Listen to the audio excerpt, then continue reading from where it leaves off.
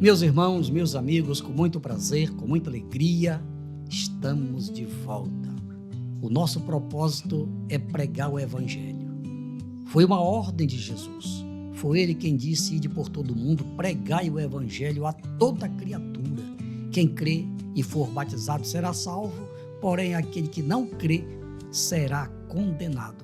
Esta é a síntese do Evangelho. No mundo espiritual não tem muro. Ou você crê, ou você não crê. A vontade de Deus é que você creia e seja salvo. Esta é a razão da existência do projeto Ide e Pregai. Onde quer que você esteja, meu irmãozinho, meu amigo, aquele abraço e aquela saudação com a bendita paz de nosso Senhor e Salvador Jesus Cristo. Amigo, você já se inscreveu em nosso canal? Muito obrigado, Deus te abençoe. Agora preste atenção, se você ainda não se inscreveu, em nome de Jesus, inscreva-se. É muito importante para o crescimento do nosso canal. Agora não esqueça, continue conosco até o final deste vídeo. A mensagem que você vai ouvir, com certeza absoluta, através dela, vai haver uma mudança na sua vida. Amém? Muito bem. Agora, abra aí a sua Bíblia, porque nós vamos meditar na infalível palavra de Deus. Lá no Antigo Testamento, livro de Neemias, capítulo 2, a partir do versículo 1. Sucedeu, pois, no mês de Nisan, no ano 20º do rei Artaxerxes, que estava posto o vinho diante dele, e eu tomei o vinho e o dei ao rei. Porém, nunca antes estivera triste diante dele. E o rei me disse: por que está triste o teu rosto, pois tu não estás doente? Não é isso senão tristeza de coração.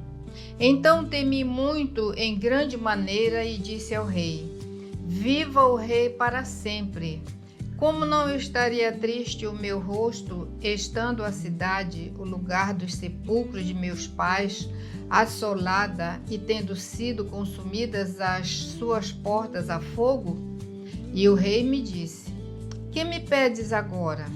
Então orei ao Deus dos céus e disse ao rei: se é do agrado do rei e se o teu servo é aceito em tua presença, peço-te que me envies ajudar a cidade dos sepulcros de meus pais, para que eu a edifique. Então o rei me disse, estando a rainha assentada junto a ele: quanto durará a tua viagem e quando voltarás? E aprouve ao rei enviar-me, apontando-lhe eu um certo tempo. Disse mais ao rei: se ao rei parece bem, deem-se-me cartas para os governadores da além do rio, para que me deem passagem até que chegue a Judá. Muito bem. Meus irmãos, meus amigos, este é um texto importante e que com certeza também tem os seus contextos, o que precede o texto e o que está depois do texto. Então, é parte apenas de uma história, de um fato que ocorreu, que está registrado aqui nas páginas do livro de Neemias. Este livro que foi escrito de 400 a 430 anos antes de Cristo. Fala de um rei chamado rei Artaxerxes, que era filho de Xerxes, que esse Xerxes que foi provavelmente o sucessor de Ciro, que foi o primeiro rei da Pérsia que invadiu a Babilônia nos dias de Belsazar. Muito bem. Então, o que aconteceu? O reino da Pérsia, que nos dias de Neemias, era comandado por este rei Artaxerxes, que reinou também aproximadamente 41 anos. Isso é apenas um pouquinho da história para que você entenda como é que Deus trabalha, como é que Deus faz. E nós dividimos aqui o texto em 3 partes, somente para facilitar aqui a nossa compreensão e também para extrairmos do texto verdades e princípios que servem para nós hoje, para nós conduzirmos a nossa vida hoje. Amém? Muito bem. Vamos agora para a primeira parte da mensagem de hoje. A tristeza no rosto de Neemias. A tristeza no rosto de Neemias. Presta atenção, por que ele estava triste? Sucedeu, pois, no mês de Nisan, no ano 20º do rei Artaxerxes, que estava posto vinho diante dele, e eu tomei o vinho e o dei ao rei. Porém, nunca antes estivera triste diante dele. E o rei me disse: por que está triste o teu rosto, pois não estás doente? Não é isso senão tristeza de coração. Muito bem. Amigo, estes versículos que a pastora Sara leu, fala da tristeza de Neemias. Mas por que ele estava triste? Neemias, ele era judeu, foi criado lá em Jerusalém. Foi levado cativo para a Babilônia e depois, com a invasão do Império Persa, através de Ciro, depois passou Artaxerxes e agora já está, aliás, passou Xerxes e depois Artaxerxes, tá? Confuso, né? Nome difícil de pronunciar. Pois é. Então, agora entra em pauta Neemias, que agora estava servindo a Deus lá no palácio. Deus colocou ele lá com um propósito, certamente porque Deus não faz nada sem propósito. E ele estava então triste porque ele era o copeiro do rei. Antes do rei comer e beber qualquer coisa, primeiro o seu homem de confiança, que era o copeiro, tinha que, se fosse um cafezinho, por exemplo, um suco de fruta, Neemias tinha que beber primeiro. Se fosse um lanche qualquer, primeiro Neemias tinha que comer. Então ele era um homem de inteira confiança do rei. Mas nesse dia, Neemias foi entregar o copo com vinho e o próprio rei observou que ele estava triste. E ele perguntou então para Neemias: o que é que você tem? Nunca vi você triste. E o próprio rei disse: talvez isso seja problema no teu coração. Neemias disse: é porque algo aconteceu lá em Jerusalém. Como é que eu posso estar alegre se a terra onde está o sepulcro dos meus pais foi destruída, os muros foram queimados, as portas, está tudo destruído lá. Esta é a razão da minha tristeza. Então, meus irmãos, a tristeza, todos nós seres humanos passamos por ela. Isso é normal. Mas há momentos em que Deus permite uma tristeza. Mas, como Ele é Deus, Ele pode tudo, a tristeza Ele pode transformar em alegria. Agora, quando nós confiamos em Deus, nós não podemos de maneira nenhuma ser vencidos por esses sentimentos negativos. A tristeza que Neemias estava sentindo era algo que lhe fazia mal à alma, fazia mal ao seu coração, ao ponto do seu semblante ficar totalmente diferente.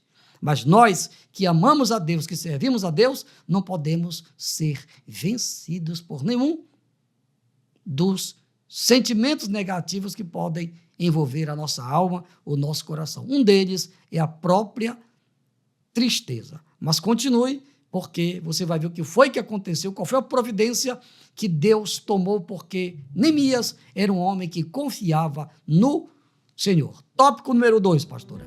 Neemias descreveu a situação de Jerusalém. Texto bíblico. E disse ao rei: viva o rei para sempre. Como não estaria triste o meu rosto, estando a cidade, o lugar do sepulcro de meus pais, assolada e tendo sido consumida as suas portas a fogo? Pois é, então, Neemias, já até deu uma adiantadinha no tópico anterior, ele foi informado pelo seu irmão Anani da verdadeira situação, como estava vivendo o restante do povo que ficou na época do exílio, porque os mais sábios, os mais inteligentes, aquelas pessoas de posses maiores, todas foram levadas cativas para a Babilônia. E hoje, digo melhor, e naquele tempo já estavam lá no Império Persa. E o restante ficou lá em Jerusalém, na miséria. Então, quando Neemias tomou conhecimento do que estava acontecendo, ele foi levado a ter uma profunda tristeza. Mas Deus, ele conhece todos nós, ele sabe o que nós sentimos, ele sabe o que acontece conosco. Nada está escondido diante dos seus olhos. E foi por isso que ele agiu de maneira sobrenatural, dando resposta à oração de Neemias. Vamos agora para o terceiro tópico. Deus sensibilizou o coração do rei Artaxerxes. Texto bíblico. E o rei me disse: que me pedes agora? Então orei ao Deus dos céus e disse ao rei: se é do agrado do rei, e se o teu servo é aceito em tua presença, peço-te que me envies ajudar a cidade dos sepulcros de meus pais, para que eu a edifique. Então o rei me disse, estando a rainha assentada junto a ele: quanto durará a tua viagem e quando voltarás? E aprouve ao rei enviar-me, apontando-lhe eu um certo tempo. Disse mais ao rei: se ao rei parece bem, deem-se-me cartas para os governadores da além do rio, para que me deem passagem até que chegue a Judá. Muito bem. Então, esse texto que você acabou de ouvir mostra as providências de Deus, mostra como Deus trabalha quando nós oramos, quando nós, muito embora ele seja onisciente, onipotente, onipresente, mas ele quer que nós demonstremos a nossa total dependência dele. Foi o que fez Neemias. O rei disse: o que é que você quer que eu faça agora? Certamente o texto não diz, mas nas entrelinhas do texto nos dá a entender que Neemias disse: olha, rei, eu vou orar um pouquinho e eu volto para lhe dizer o que é que eu vou precisar na viagem. Foi sábio, Neemias. Então o texto diz que ele foi orar, ele orou. E como resposta à oração de Neemias, ele então abriu mão, ele permitiu que Neemias fosse para Israel. Inclusive, Neemias era tão bom que ele disse: olha, não demora. Neemias certamente deu um prazo para ele. Também o texto não diz o prazo, só diz que ele falou de um determinado tempo. E foi melhor do que Neemias pensava, porque o rei, inclusive, deu ordens, porque aquelas províncias eram todas dominadas pelo rei. Então, ele deu ordens para que os chefes das províncias, que eram 127 províncias, permitissem a passada de Neemias e ainda desse madeira, tudo que ele precisasse para a reconstrução dos muros que estavam derribados, estavam queimados, as portas estavam todas queimadas. Meus irmãos, meus amigos, é assim que acontece ainda hoje. O Deus que levantou através de Neemias os muros de Israel, o Deus que permitiu que Neemias consertasse as portas, construísse novas portas, é o mesmo Deus, amigo, que nós servimos. Este Deus, ele não mudou, ele continua sendo o mesmo. Ele é eterno e ele está sabendo de tudo que está acontecendo comigo e com você. Ele sabe de tudo que está acontecendo no Brasil e fora do Brasil.